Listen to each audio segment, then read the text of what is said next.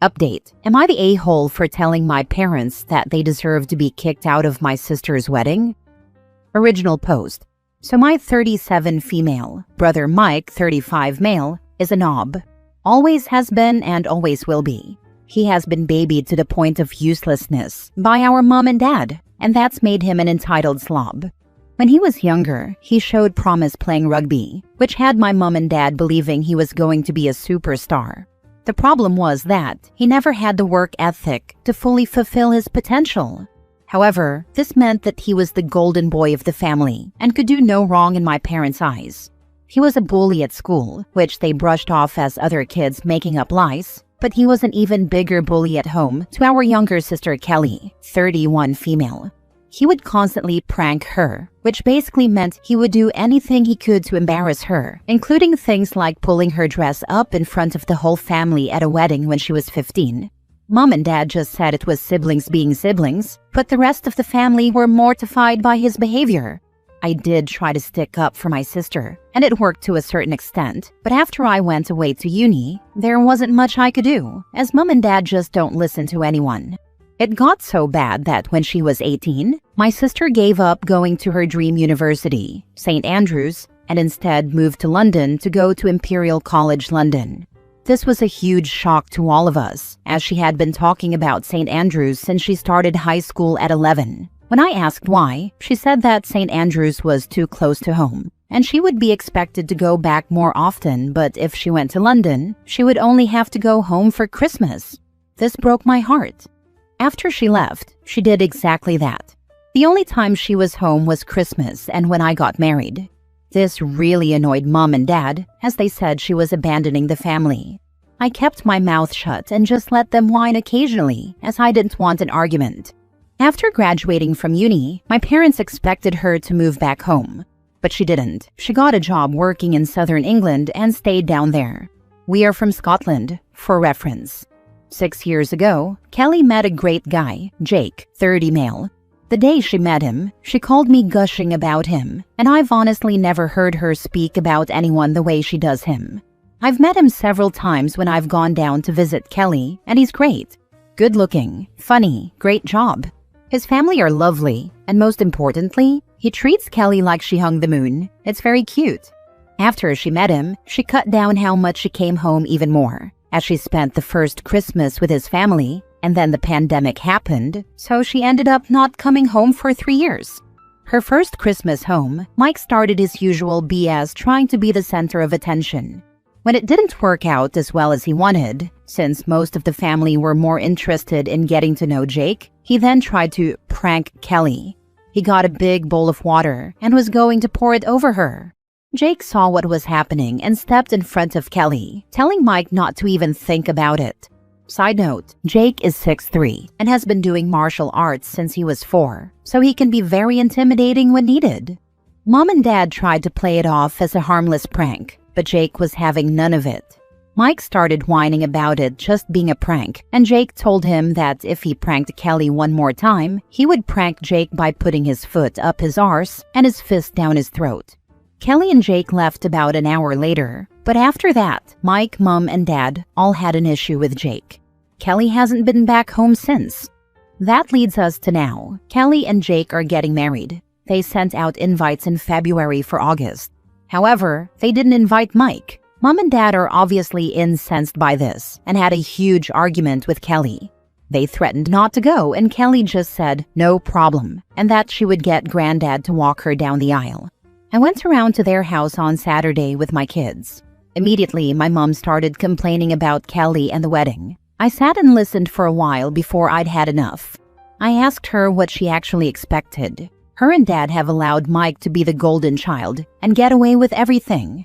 Because of that, he can't keep a relationship due to thinking everyone should do everything for him. He can't hold down a job because every job is beneath him, and he's still living at home with zero prospects in life.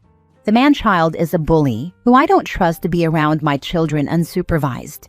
He bullied Kelly for most of her teen years, and her only escape was to move over 400 miles away and never come home.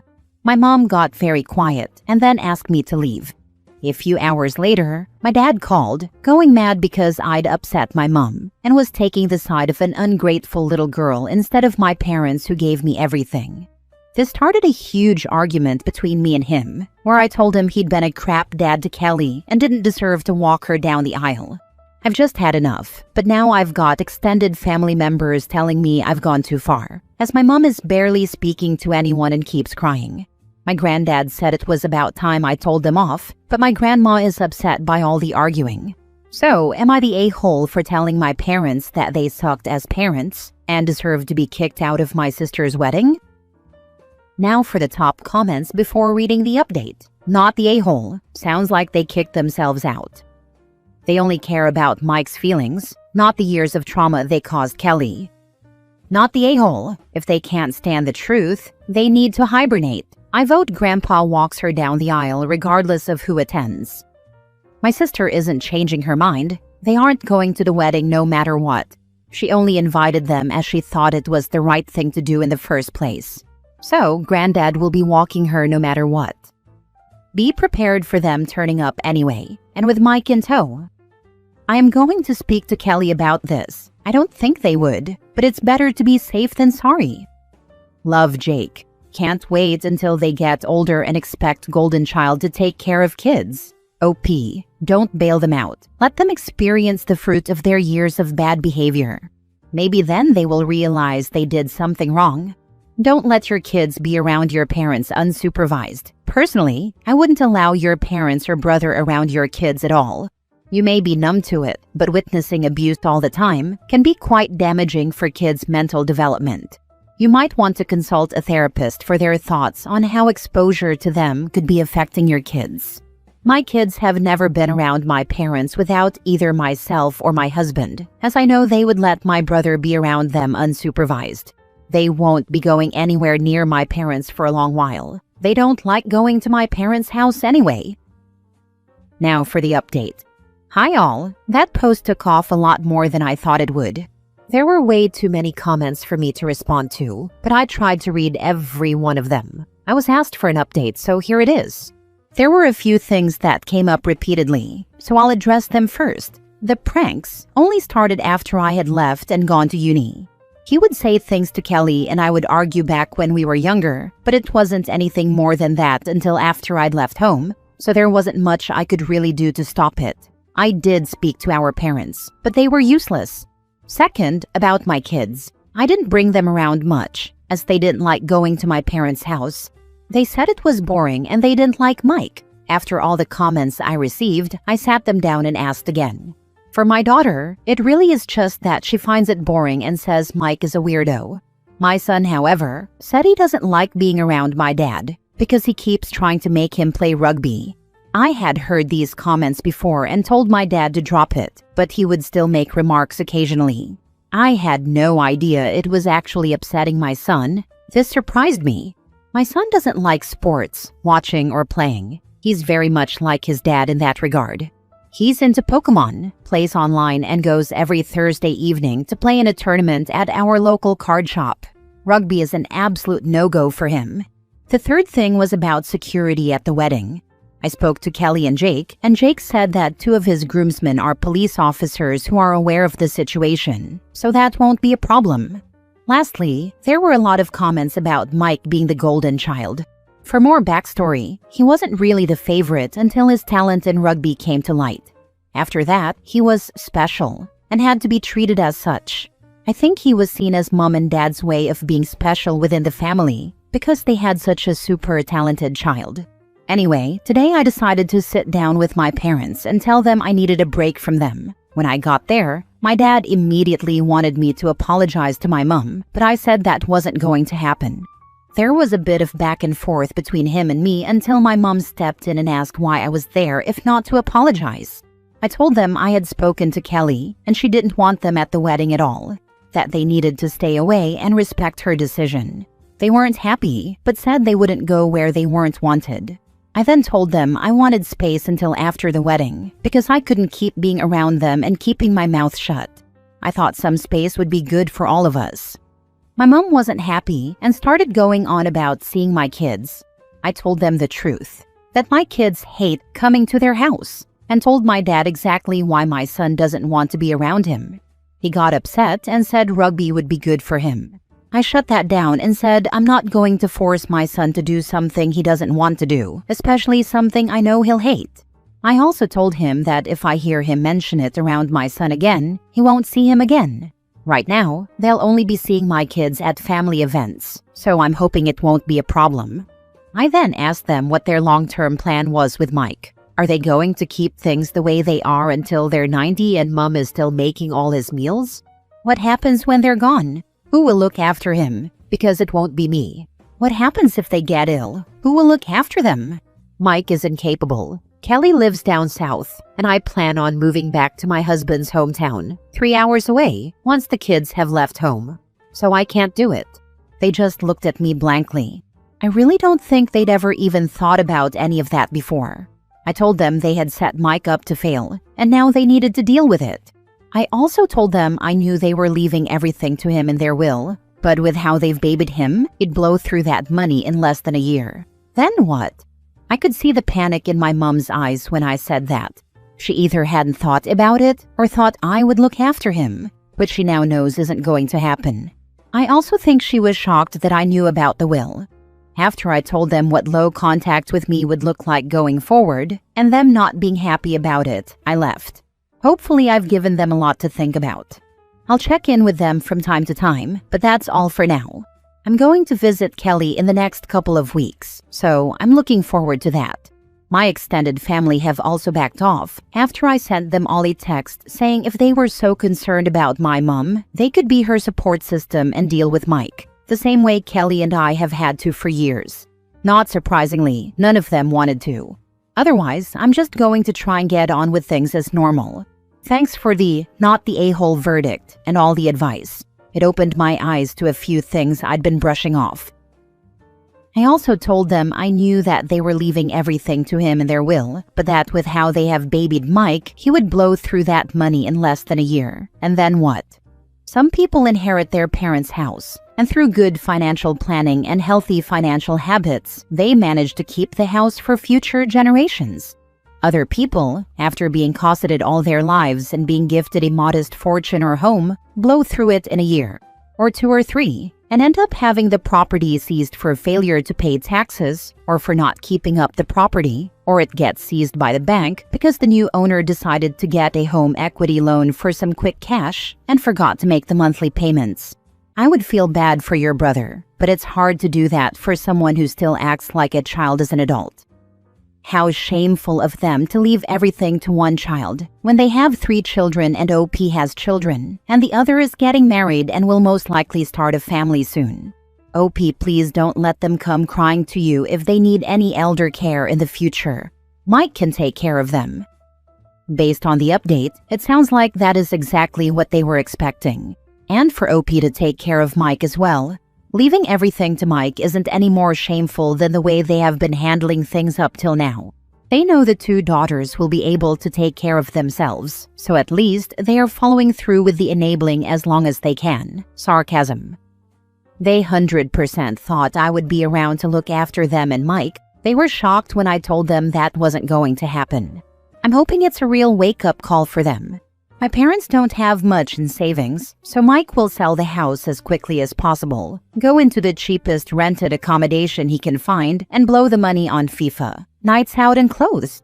He will be broke within a year. He racked up £5,000 on credit cards with FIFA packs before, so most of the money will go there. Last story. Am I the a-hole for being resentful and angry that my parents had me so I'd take care of my disabled brother when they die? I, 17 male, have an older brother, Shane, 21 male, who's disabled and will never be able to live independently.